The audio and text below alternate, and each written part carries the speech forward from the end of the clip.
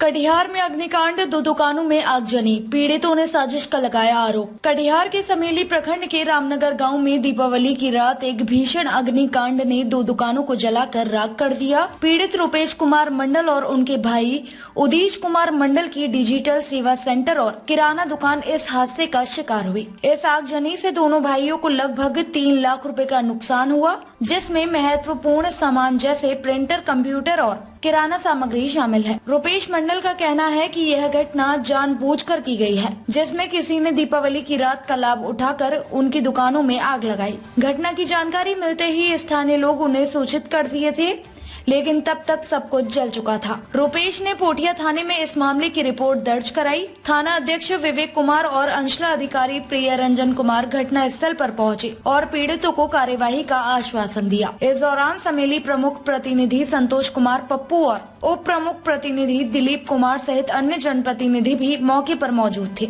जिन्होंने पीड़ितों के प्रति संवेदना व्यक्त की और न्याय की मांग की। पूरी वीडियो देखने के लिए आपका धन्यवाद। अगर आप इस वीडियो को Facebook पर देख रहे हैं तो कृपया हमारे पेज को फॉलो करें, और यदि आप YouTube पर देख रहे हैं तो कृपया हमारे चैनल को सब्सक्राइब करें।